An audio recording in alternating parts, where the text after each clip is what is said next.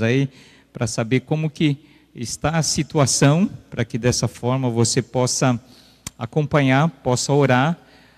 Tem chovido bastante, isso tem atrasado um pouquinho a obra, então o Jonatas e uma equipe aí tem batalhado todo dia aí, enfrentando as dificuldades, mas essa é a situação, só para que você possa acompanhar, não desanime, né? Nós precisamos caminhar e nós queremos pedir a sua compreensão, né? Com a poeira, a dificuldade, não tem lugar para todos os carros aí, a gente precisa dar um jeito, mas eu só queria lembrá-los do privilégio que temos, não só de construir, mas da gente poder reunir todas as igrejas que eu conheço para construir, precisa sair do lugar, alugar algum outro lugar, improvisar para poder construir. Nós podemos continuar reunindo aqui sem problema nenhum, apesar aí dos problemas e tudo. Eu queria que você visse os pontos positivos e desse graças a Deus porque Ele nos tem dado essas condições. Então, essa é a situação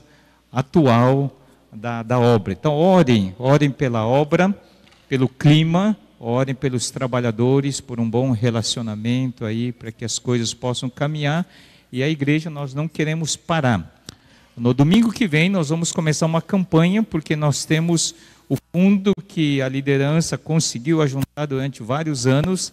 Dá para a gente trabalhar nessa parte do alicerce, subir, talvez cobrir, mas depois nós não temos para continuar. Então nós queremos envolver a igreja toda.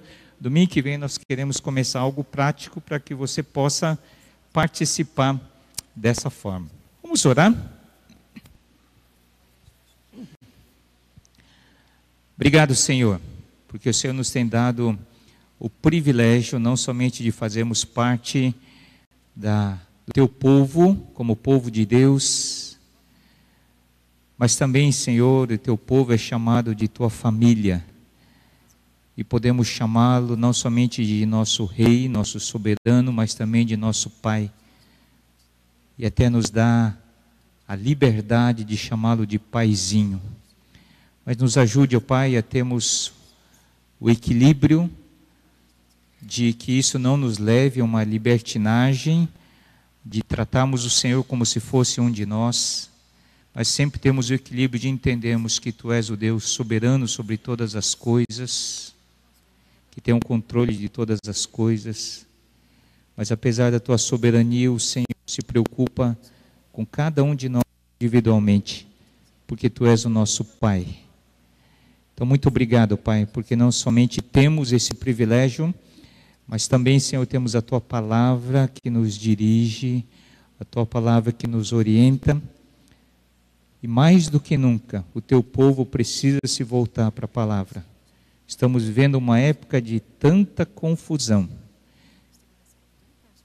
e lamentavelmente a Tua igreja tem se afastado da palavra, e tem se envolvido com tantas coisas e perdido o foco. Então nos ajude hoje, ao abrir da palavra, que possamos recebê-la como palavra de Deus. E sendo palavra de Deus, mesmo escrita há milênios, mas ela é atual, porque Tu és o Senhor do tempo, Tu és o Deus eterno. Muito obrigado também, porque como igreja temos o privilégio de nos reunirmos, e o Senhor nos dá o privilégio de partirmos para uma construção, e nós não queremos perder o foco. Porque construção nenhuma vai para a eternidade, mas nós queremos que essa construção sirva como instrumento, um meio, para que pessoas possam chegar a Ti. Esse é o nosso objetivo. Então abençoe o grupo, a comissão que está à frente, os trabalhadores, que haja um bom ambiente, sem confusão nenhuma. Também oramos pelo clima, Senhor, o Senhor conhece dos limites das nossas necessidades. Então colocamos tudo isso diante do Senhor. E oramos, ó Pai, para que como igreja possamos estar envolvidos nesse desafio. Orando, participando de várias formas, para que dessa forma possamos ver a Tua mão sempre presente. Muito obrigado, Pai, nos abençoe aqui, em nome de Jesus. Amém. Nós estamos ainda, para aqueles que se iludem pensando que a eleição passou e agora tudo vai melhorar, ou aqueles que estão na oposição e acham que isso não vai adiantar nada, Mas, de qualquer forma, nosso país e o nosso mundo está vivendo uma crise muito grande. Quando eu vi esse lema, que o presidente tem repetido, o presidente eleito tem repetido muito, isso tem me feito ficar muito preocupado, né? Muitos ficaram eufóricos porque no primeiro pronunciamento, então houve uma oração e alguns até disseram assim: eu dou graças a Deus porque eu vivi para ver pela primeira vez no país, né, haver uma oração no primeiro pronunciamento. Eu não sei se eu sou muito cético, mas eu não me iludo com isso, porque eu creio que não é uma oração e não é um lema e não é um versículo mal utilizado, porque a verdade que vai nos libertar não é o que muitos estão pensando. A verdade é Jesus. Esse texto está fora do contexto. Jesus é que é a verdade, Ele que nos liberta. Não é nenhum partido, não é nenhuma pessoa que pode libertar esse país. Feliz é a nação cujo Deus é o Senhor. Não é? Então, assim, estou cético, mas ao mesmo tempo orando, né, para que isso possa realmente ser realidade. Né, para que isso não seja simplesmente uma troca de favores, né, que aqueles que conhecem ao Senhor, que estão perto do presidente, não estejam visando benefícios para a igreja, porque isso não seria nada diferente de tantos outros que têm feito isso no decorrer da história do nosso país. Então vamos orar para que essas pessoas que conhecem o Senhor então possam realmente ser instrumentos de Deus, para que quando estiver certo eles possam apoiar, mas também sejam profetas, para que quando o presidente estiver errado, também eles possam ser a voz de Deus para apontar aquilo que está errado. Esse é o preço que os profetas pagam, né? No Velho Testamento sempre foi assim, e muitos pagaram com a própria vida o ser fiel à palavra do Senhor. Então oremos, independente de quem você votou, mas estamos todos no mesmo barco e temos que orar para que de qualquer forma a igreja possa se despertar e Deus seja acima de todos nós, que isso não seja um lema, simplesmente um lema, mas que Deus esteja acima de tudo da igreja, da nossa igreja, começando da nossa igreja. Eu tenho refletido muito sobre a questão dos últimos tempos, né? Na última pregação que eu dei aqui no final de setembro, usei o texto de 2 Timóteo capítulo 3, no verso 16 diz: toda a escritura inspirada por Deus e útil para o ensino, para a repreensão, para a correção, para a instrução na justiça, para que o homem de Deus seja apto e plenamente preparado para toda boa obra. A igreja precisa estar preparada para aquilo que vem a seguir. Não sabemos o que, mas a igreja precisa estar preparada, e para estar preparada precisa ser através da palavra. E aqui diz que a palavra de Deus ensina aquilo que é certo, a palavra de Deus repreende aquilo que está errado, a palavra de Deus corrige, ensina como fazer o que é certo, e a palavra de Deus nos ensina como permanecer no caminho certo. Então a nossa base tem que sempre ser a palavra, independente do rumo, do que acontece no nosso país, mas nós precisamos, como povo de Deus, voltarmos os nossos olhos e mais do que nunca conhecemos a palavra de Deus. Abra sua Bíblia em 2 Pedro capítulo 3. Na última mensagem eu usei segunda carta de Paulo a Timóteo. É impressionante como a similaridade entre esses dois textos, escritos por duas pessoas diferentes, em épocas diferentes, mas como a palavra de Deus é coerente, né? Quando não há distorção, não há divergência entre um texto e outro, pelo contrário, um complementa e um reforça o outro. Pedro está no final da sua vida, e é a última carta que ele escreve, e ele diz assim, 2 Pedro capítulo 3, amados, esta é agora a segunda carta que lhes escrevo. É a primeira carta, a segunda. Em ambas quero despertar com essas lembranças a sua mente sincera para que vocês se recordem das palavras proferidas no passado pelos santos profetas e do mandamento de nosso Senhor e Salvador que os apóstolos de vocês lhes ensinaram. Antes de tudo, saibam que nos últimos dias, surgirão escarnecedores, zombando e seguindo suas próprias paixões. Eles dirão: o que houve com a promessa da sua vinda? Desde que os antepassados morreram, tudo continua como desde o princípio da criação. Mas eles deliberadamente se esquecem de que há muito tempo, pela palavra de Deus, existem céus e terra, esta formada da água e pela água. E pela água o mundo daquele tempo foi submerso e destruído. Pela mesma palavra, os céus e a terra que agora existem estão reservados para o fogo, guardados para o dia do juízo e para a destruição dos ímpios. Não se esqueçam disto, amados. Para o Senhor, um dia é como 1000 anos, e 1000 anos como um dia. O Senhor não demora em cumprir a sua promessa, como alguns julgam. Ao contrário, Ele é paciente com vocês, não querendo que ninguém pereça, mas que todos cheguem ao arrependimento. O dia do Senhor, porém, virá como ladrão. Os céus desaparecerão com um grande estrondo. Os elementos serão desfeitos pelo calor e a terra, e tudo que nela há será desnudada. Visto que tudo será assim desfeito, que tipo de pessoas é necessário que vocês sejam? Vivam de maneira santa e piedosa, esperando o dia de Deus e apressando a sua vinda. Naquele dia os céus serão desfeitos pelo fogo e os elementos se derreterão pelo calor. Todavia, de acordo com a sua promessa, esperamos novos céus e nova terra, onde habita a justiça. Portanto, amados, enquanto esperam estas coisas, empenhem-se para serem encontrados por Ele em paz, imaculados e inculpáveis. Na versão da revista atualizada diz assim: amados, esta é agora a segunda carta, segunda epístola que vos escrevo. Em ambas procuro despertar com lembranças a vossa mente esclarecida, para que vos recordeis. Pedro está falando assim: olha, eu não estou escrevendo nada de novo, já escrevi na primeira carta, estou escrevendo de novo, então não é nada novo, só quero que vocês se lembrem, que vocês recordem de uma coisa muito importante.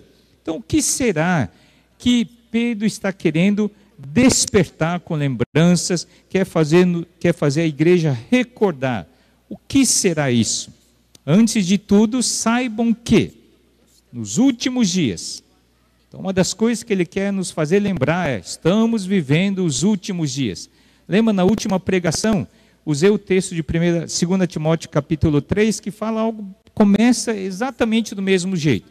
Saiba, porém, isto: nos últimos dias será assim, assim e assim. Então, essa ênfase, né, que nós até falamos na pregação passada. Sabe, porém, isto, que nos últimos dias sobrevirão tempos difíceis, pois os homens serão, aí dá uma lista da descrição de como os homens, como a sociedade seria nos últimos dias, seria nos últimos tempos. E nós, se você se lembra, nós dissemos que os homens seriam amantes dos prazeres, amantes do dinheiro e amantes de si mesmos, né? Egoístas, amando mais as coisas do que pessoas. E nós fizemos essa pergunta: então, diante de uma sociedade assim, o que deveríamos fazer?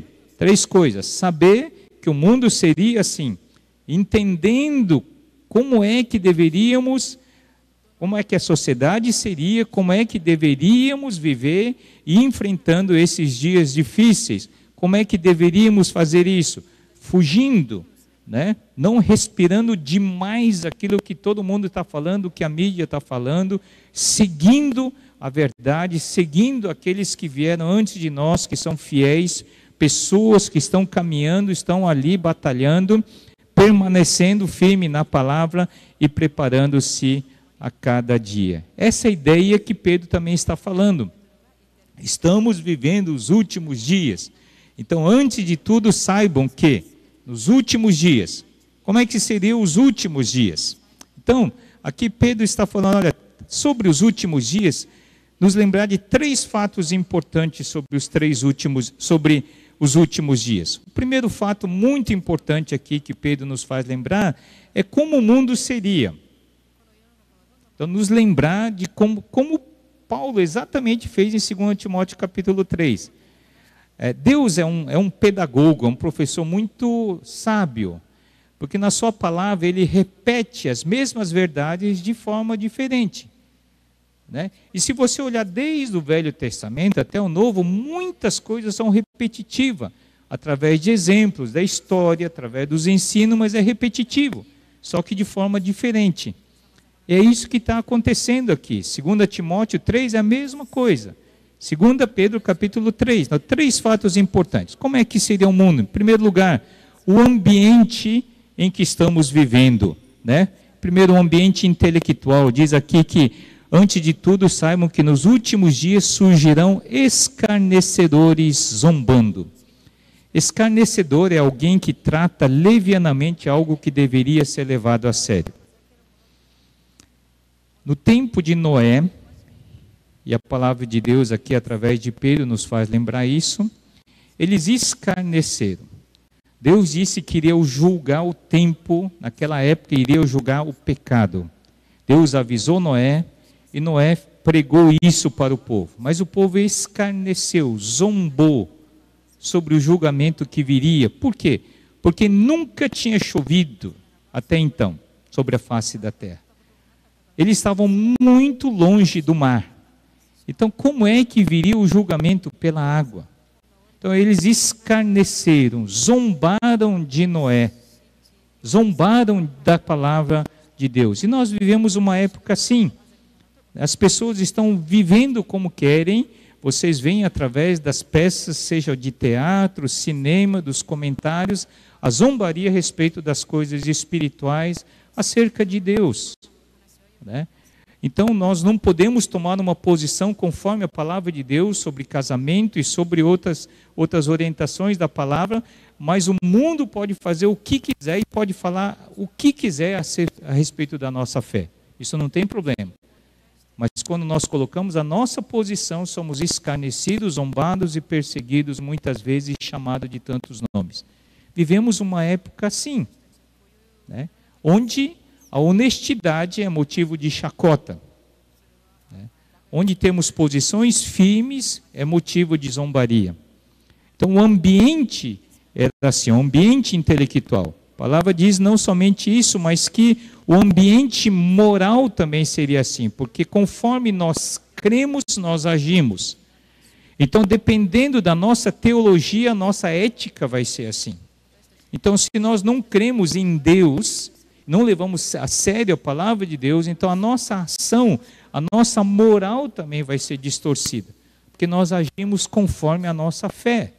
Não é verdade? Então, não dá para discutir com alguém que tem posições diferentes acerca do casamento, acerca da sexualidade e outros pontos, se a pessoa não crê em Deus e na sua palavra. Não tem como, porque a nossa base é a palavra de Deus. Não é verdade? Então, se a pessoa não crê em Deus, a sua ética, a sua vida também vai ser totalmente distorcida. A palavra de Deus diz lá em Romanos capítulo 1. Então, quando o homem substitui o Criador, ele coloca a criatura no lugar do Criador, as suas ações vai ser conforme esse Deus que ele colocou ali em cima. A palavra de Deus diz assim: antes de tudo, saibam que nos últimos dias surgirão escarnecedores, zombando e seguindo suas próprias paixões. Seguindo suas próprias paixões eu gosto, eu quero, então eu faço. Se você está feliz, tá beleza. Se você gosta, tá bom. Não importa, não importa. Deus não entra no meio, a palavra de Deus não entra no meio. Eu gosto, eu me sinto bem assim. Eu não gosto mais, eu não amo mais a minha esposa, então aquela outra pessoa preenche e me faz mais feliz. Então eu largo a esposa, largo os filhos e parto para o novo casamento. E assim por diante, todas as outras coisas. Quando nós não tememos a Deus, não tememos ninguém. Não há limites. Então a nossa moral vai totalmente por água abaixo. Eles zombam porque o desejo de continuar vivendo em pecado. Então, porque se levar a sério Deus, ele vai ter que mudar a sua moral. Então eu prefiro não aceitar Deus e continuar vivendo como eu quero. E o ambiente natural? Eles diziam assim: o que houve com a promessa da sua vinda? Desde que os antepassados morreram, tudo continua como desde o princípio da criação. Deus não vai fazer julgamento, não vai trazer julgamento nenhum, porque tudo continua igual, nada mudou. Mas eles estavam fazendo um julgamento totalmente errado, porque Pedro começa a dizer: opa, não é bem assim. Deus criou o mundo pela sua palavra. Ele diz assim, deliberadamente, quer dizer, propositadamente, se esquecem de que há muito tempo, pela palavra de Deus, Deus criou céus e terra, né? E pela mesma palavra, Deus julgou aquela terra. Diz o texto, pela mesma palavra, os céus e a terra que agora existem, estão reservados para o fogo, guardados para o dia do juízo e para a destruição dos ímpios. Deus está falando, olha, pela palavra foi formado os céus e terra, pela mesma palavra houve julgamento, sim. As coisas não continuam iguais e por isso, pela mesma palavra de Deus, vai haver julgamento no futuro. Nesse livro, escrito em 1985 pelo ex-presidente da União Soviética, ele afirma que o arsenal nuclear daquela época, 1985, se fosse detonado, daria para destruir o planeta Terra 27 vezes, transformando em poeira cósmica. 1985. Falaram-se muito desde então sobre desarmamento nuclear, mas todo mundo sabe que não foi feito isso.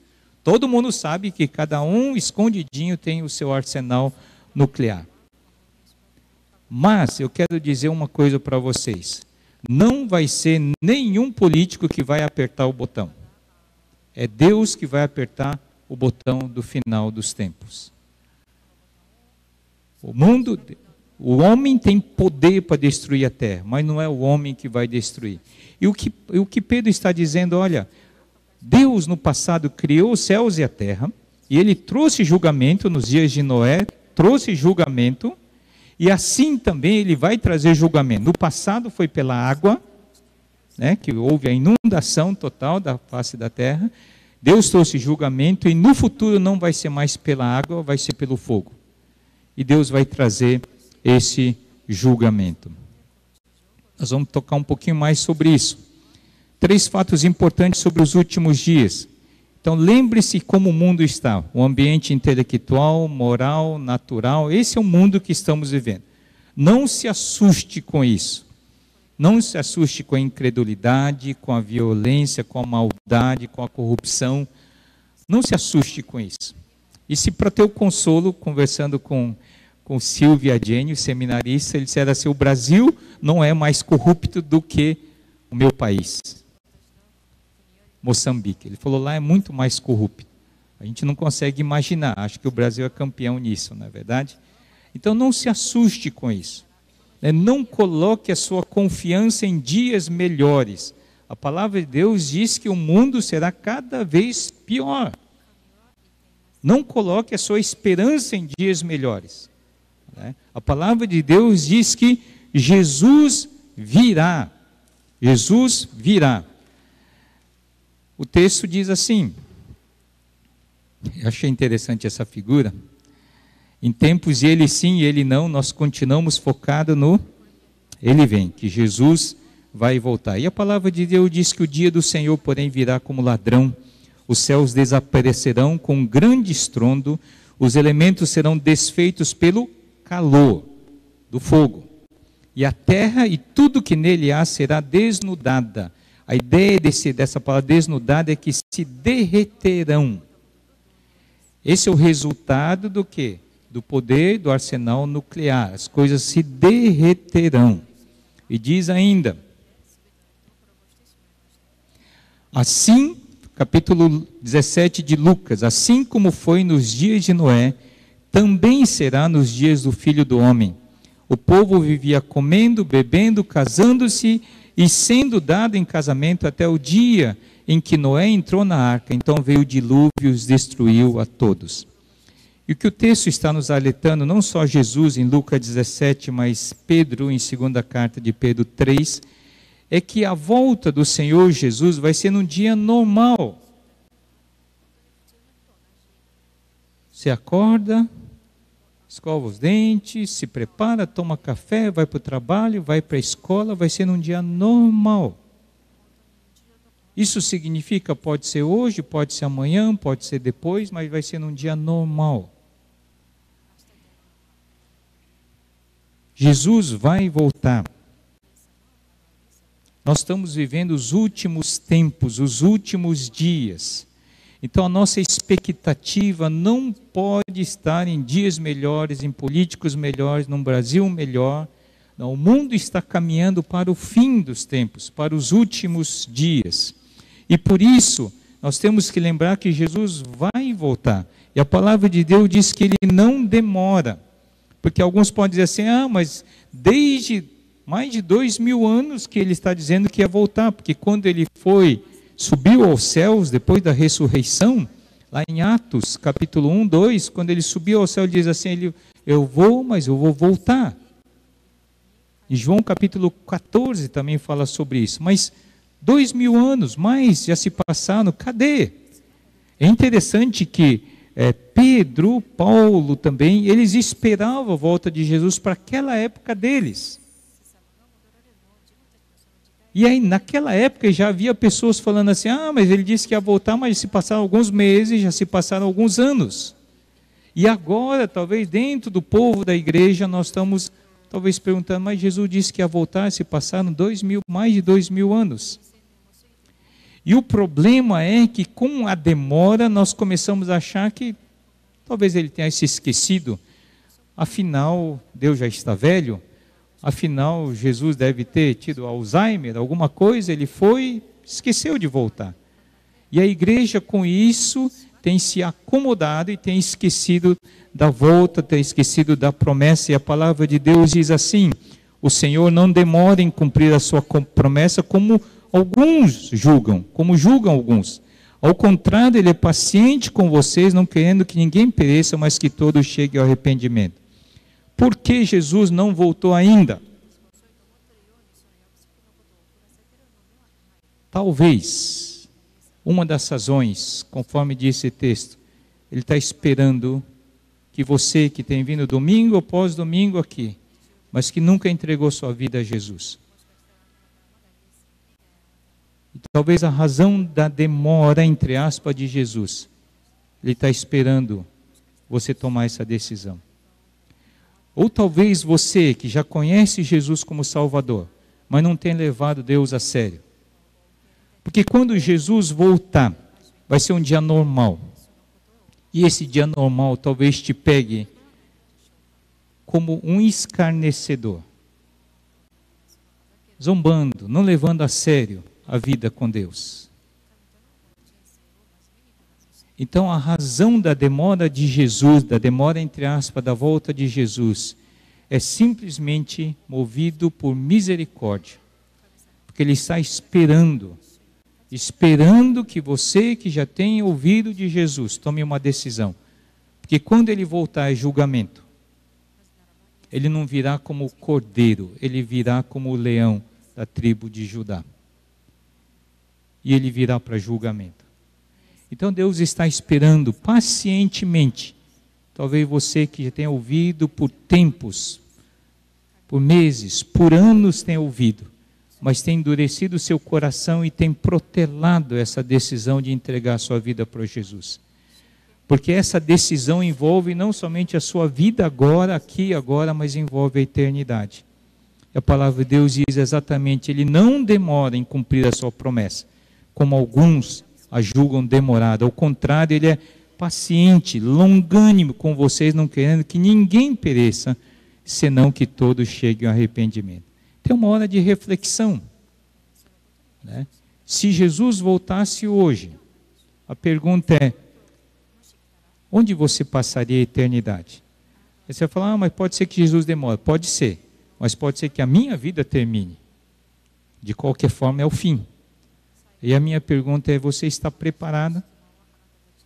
A palavra de Deus diz em Amós capítulo 4, versículo 12, prepara-te para te encontrares com teu Deus. Prepara-te para te encontrares com teu Deus. E a minha pergunta é, está preparado? Se Jesus voltasse hoje. A minha pergunta é, se Jesus voltasse amanhã, o que teria que fazer hoje?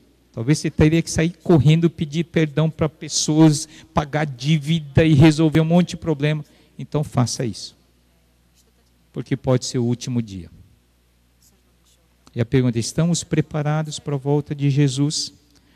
Tudo isso que estamos ajuntando aqui será entesourado para fogo. Porque a palavra de Deus diz que nós que temos a esperança que mesmo que este mundo acabe, mesmo com esse mundo corrupto, violento, mau, mas isso vai acabar.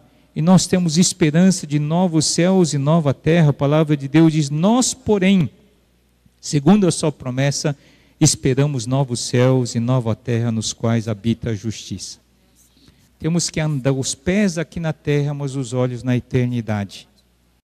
E a minha pergunta é, será que a vida que estamos levando aqui, estamos entesourando para o fogo? É interessante porque tudo aquilo que os homens têm construído no decorrer da história, tudo isso vai ser queimado pelo fogo, vai se derreter.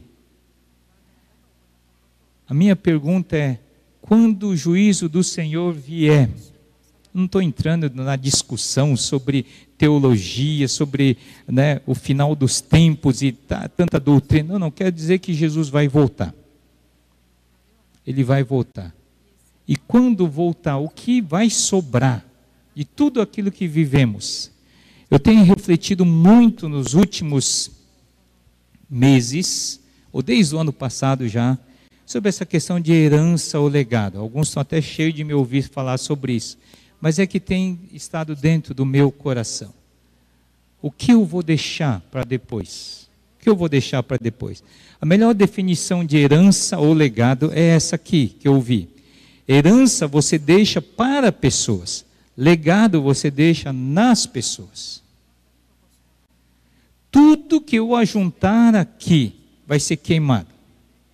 Vai acabar. Em termos materiais vai acabar. Quando Jesus voltar. Agora, o que eu deixar na vida de pessoas, marcas que eu deixar na vida de pessoas, isso vai ficar para a eternidade. Isso, fogo nenhum vai acabar. Então, o que vamos deixar? Eu tenho refletido muito sobre isso. Na terça-feira, Suzana e eu vamos para São Paulo novamente, porque no sábado vai ter um culto especial numa igreja, a igreja que eu cresci. Vai ter um culto especial de gratidão pelos 50 anos de ministério da missionária Sati Mita. Ela já esteve aqui em nossos acampamentos por 2 vezes já. Ela foi a pessoa que nos levou a Cristo, tanto eu como a Suzana. Então nós temos muita gratidão e temos um débito muito grande. Então eu tinha que ir para lá, nós tínhamos que ir para lá. Eu só não sabia que eles iam. Ela ia pedir para eu dar uma palavra lá, eu não durmo já direito faz algum tempo, quando eu recebi esse convite. Mas eu precisava estar lá, porque ela deixou um legado na minha vida, nas nossas vidas. Ela deixou marcas na minha vida. Então o que eu passo para vocês aqui é porque eu recebi. O legado que eu tento deixar para vocês é algo que eu recebi antes. Ela investiu na minha vida, nossa igreja, nós não tínhamos, na época de jovens, adolescente para jovens, a nossa igreja não tinha pastor em português. Então ela foi praticamente a pastora ali, tentando nos ajudar, nos aconselhar, orar por nós e tudo. Então ela investiu na minha vida, investiu na nossa vida, ela nos direcionou para seminário, direcionou para o ministério. Então tem um legado que ela deixou na minha vida. E isso eu peguei e eu tento passar para outro. Daquele princípio de que eu preciso investir em vidas. Preciso investir em vidas, porque é isso que vai ficar para a eternidade, nada mais vai ficar para a eternidade. Lá na Palavra da Vida, aqui, não só aqui, mas em Atibaia, também tem uma frase escrita lá em São Paulo, em Atibaia, na capela, e aqui quando você vai indo para o refeitório, ali na Palavra da Vida, você vê essa frase escrita por um missionário, que ele foi morto pelos índios quando tentou fazer contato e evangelizar aquela tribo, ele foi morto. Mas ele disse essa frase: não é tolo aquele que dá o que não pode guardar para ganhar o que não pode perder.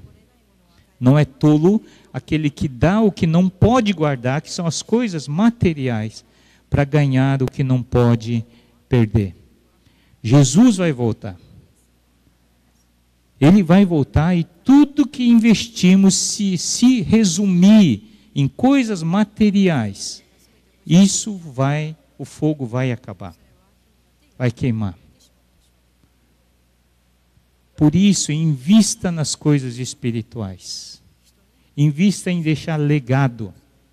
Não apenas em herança para pessoas, né? Mas legado na vida de pessoas. Porque é isso que vai ficar para a eternidade. Né? Há uma frase do general Maximus, naquele filme Gladiador, que ele diz assim: tudo que fazemos aqui ecoa na eternidade. É isso que devemos fazer.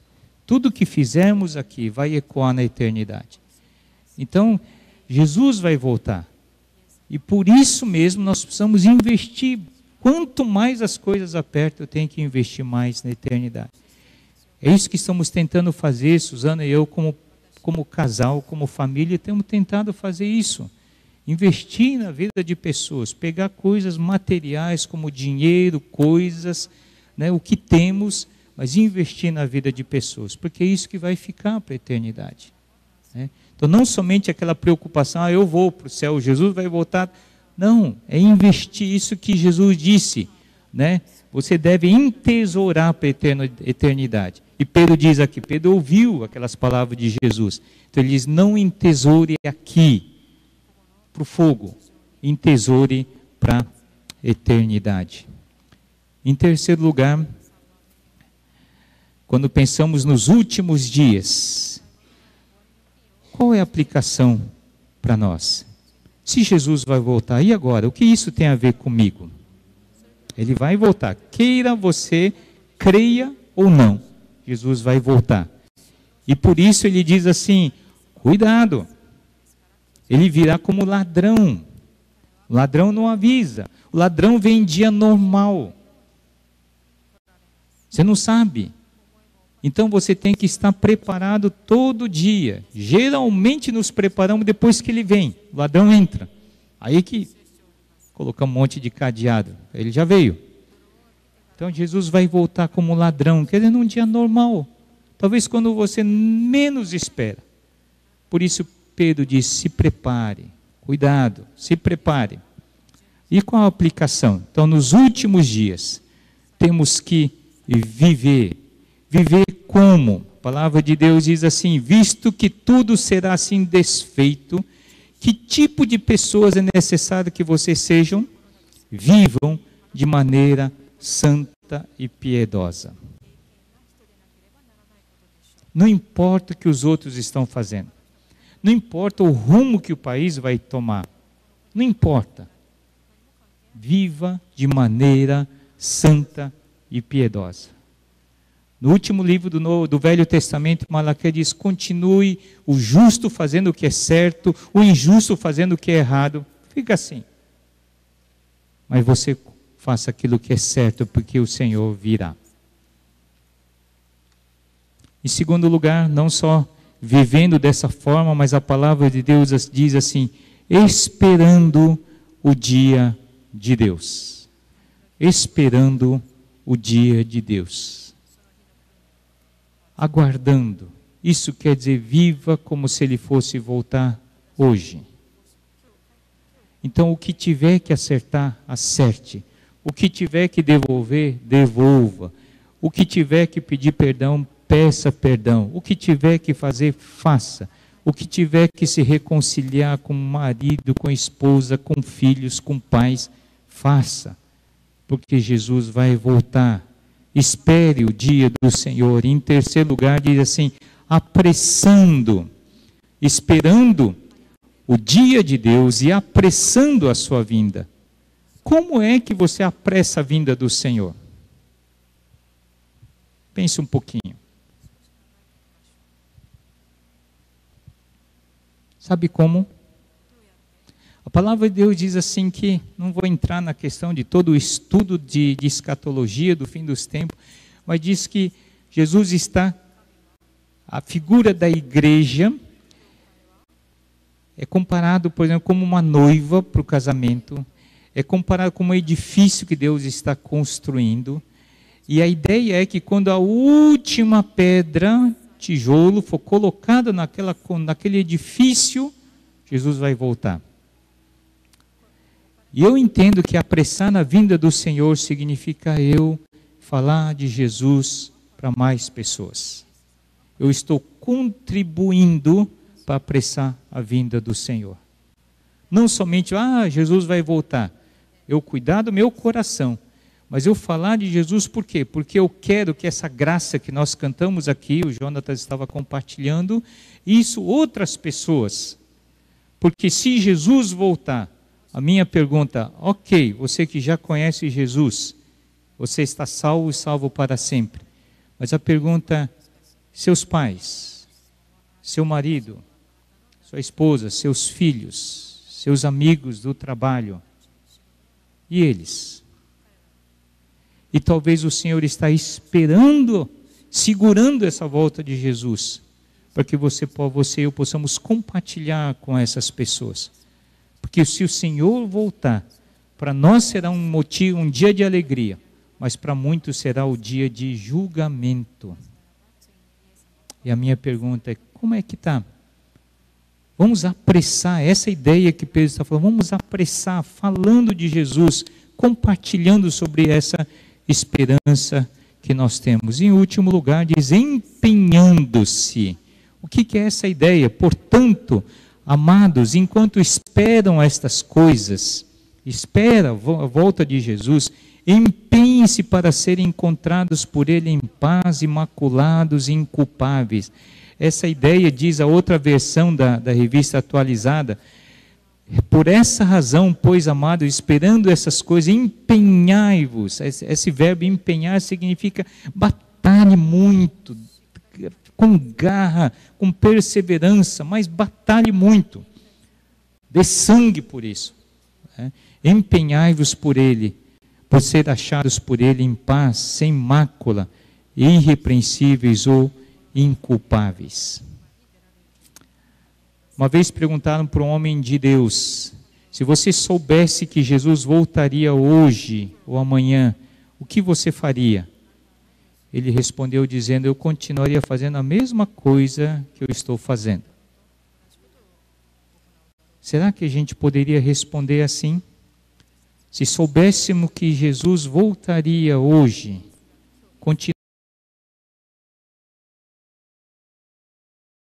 continuaríamos com os mesmos planos?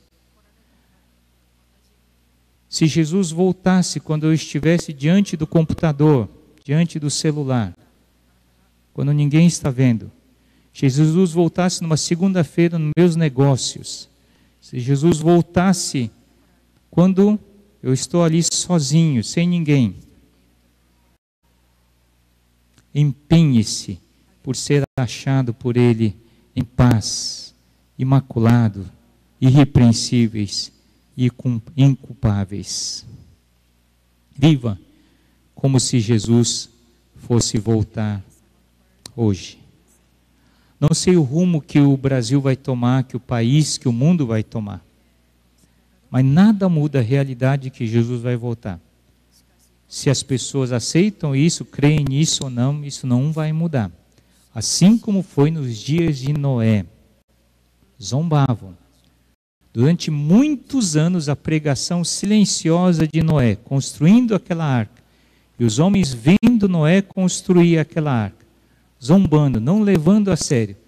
Mas aquela construção da arca foi uma pregação visível e constante do julgamento de Deus.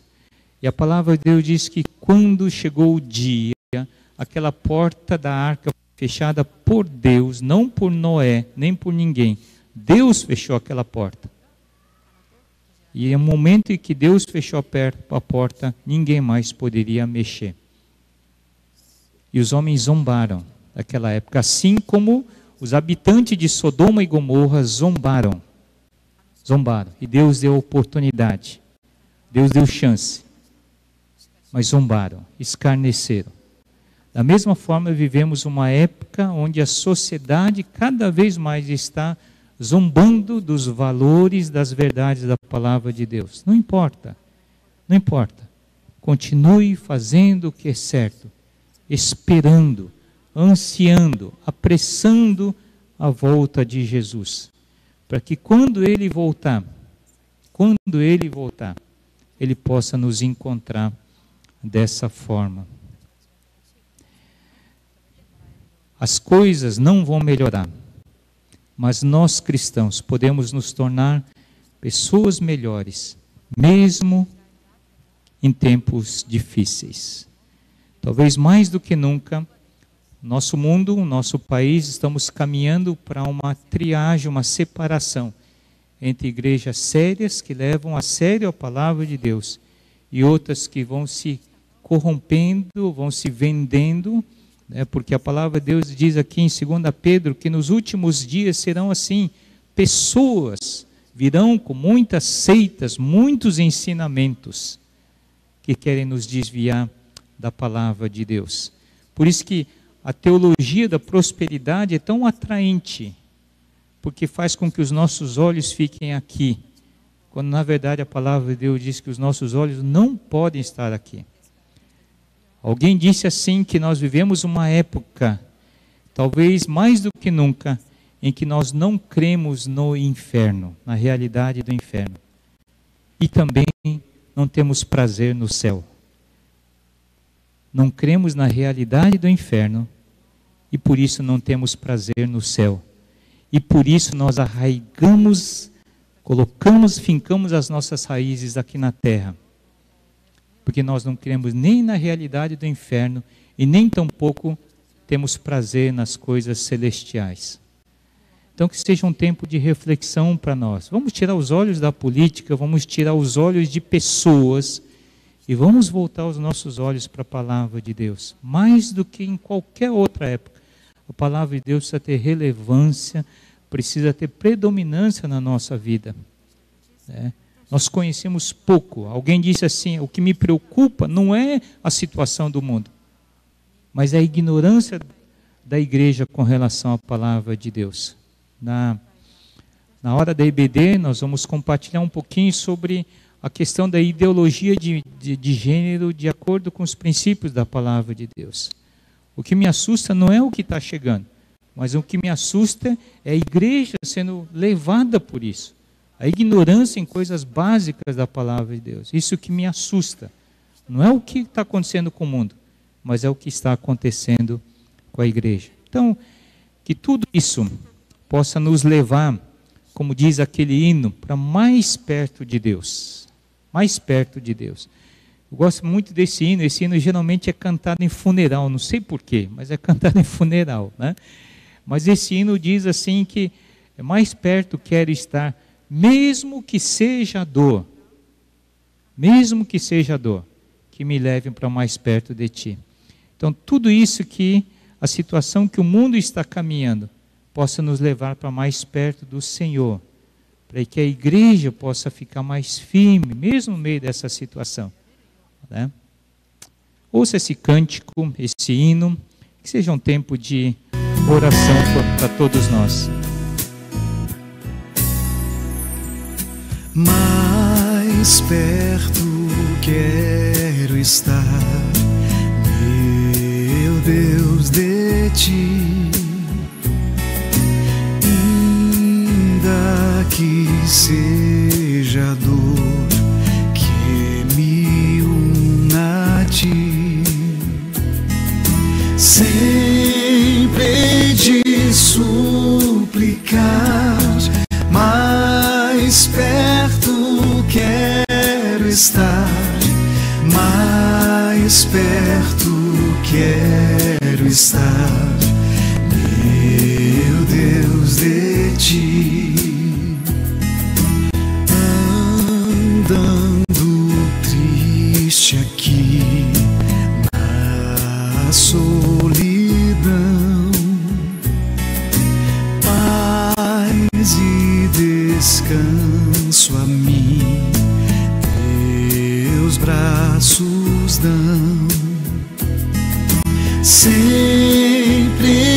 de suplicar, mais perto quero estar, mais perto quero estar, meu Deus, de ti. Minha alma cantará a ti, Senhor, cheia de gratidão por teu amor, sempre de suplicar, mais perto quero estar, mais perto quero estar, meu Deus, de ti.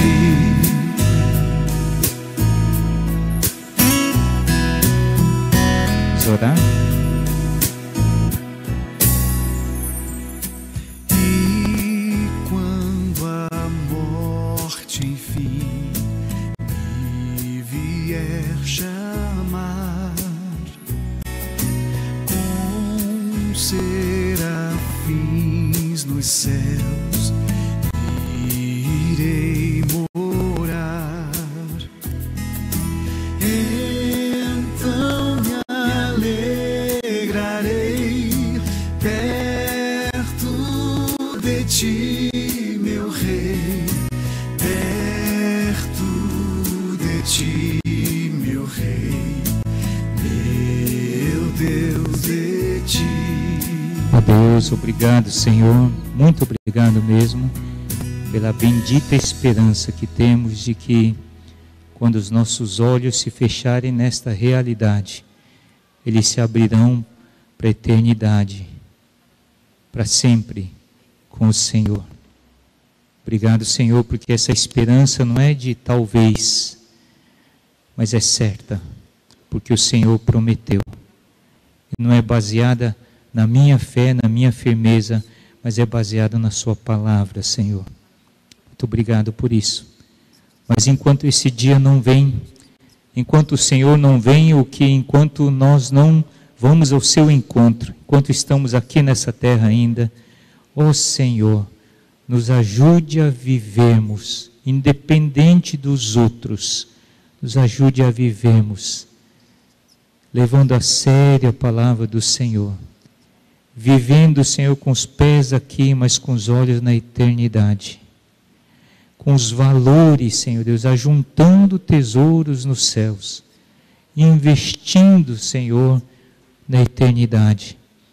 Ó Deus, abra os nossos olhos para a realidade, ó Pai, da volta do Senhor Jesus, de que nós não devemos investir a nossa vida, o nosso esforço, o nosso tempo, as nossas prioridades em coisas que serão consumidas pelo fogo no dia do juízo, mas que possamos investir em vidas, almas que são eternas, almas que ficarão para toda a eternidade, Senhor. Ó Deus, não é tolo aquele que investe na eternidade, não é tolo aquele que dá o que não pode guardar, para ganhar aquilo que não pode perder. Senhor Deus, ó Deus, ajuda-nos, Senhor, abre os nossos olhos, Senhor. Pai, estamos focados demais em pessoas, em coisas, na situação, naquilo que está acontecendo aos nossos olhos. Por isso que Paulo diz, pensai nas coisas lá do alto. Não é viver num transe, mas vivendo, Senhor, aqui, mas não esquecendo que somos peregrinos e forasteiros aqui, que a nossa pátria está nos céus e onde aguardamos o Salvador, que é Cristo Senhor. Nos ajude, Senhor, precisamos do Senhor. Obrigado por essa palavra tão oportuna para nós. Em nome de Jesus oramos. Amém. Hoje é o nosso domingo de